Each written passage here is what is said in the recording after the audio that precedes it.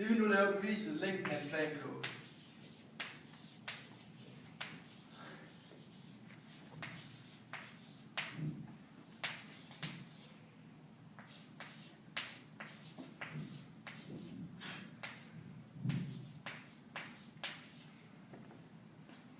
Vi starter med en graf, en x- og y-akse.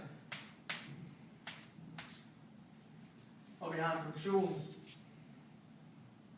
som er beskrevet som f af x. Her er så en længde L mellem et interval a og b.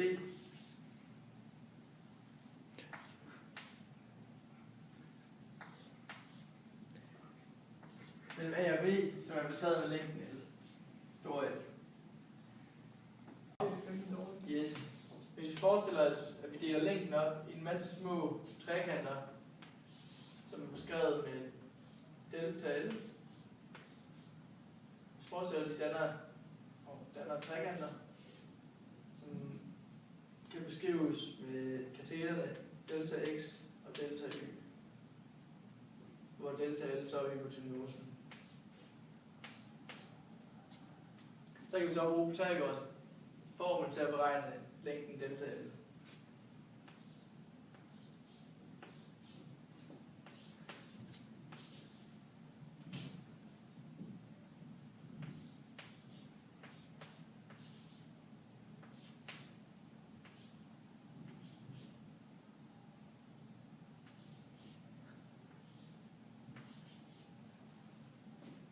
Den kommer så til at hedde delta L i anden, er lige med delta x i anden plus delta y i anden.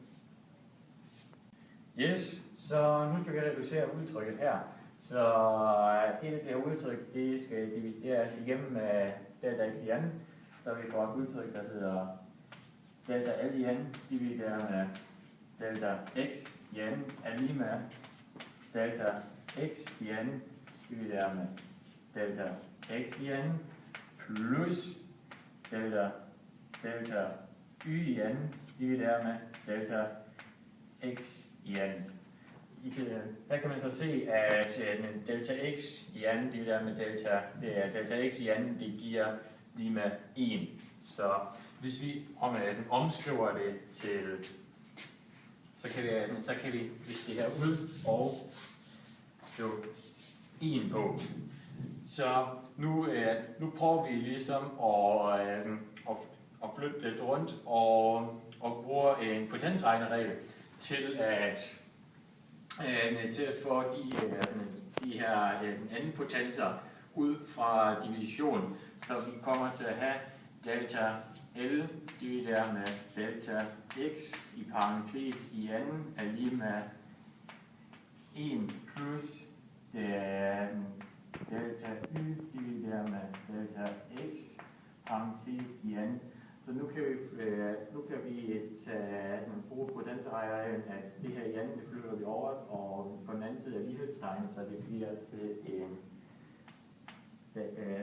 delta L divideret med delta x er lige med fra starten af 1 plus delta y divideret med delta x i anden.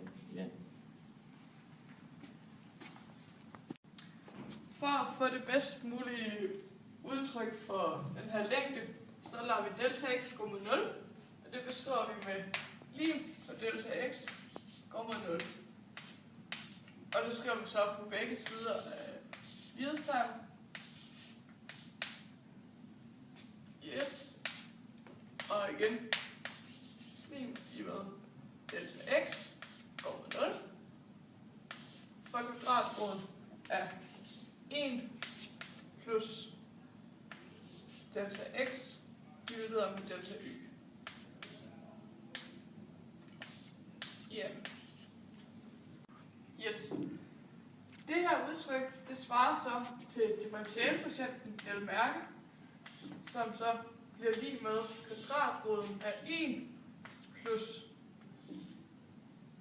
delta x divideret med delta y i anden. Yes.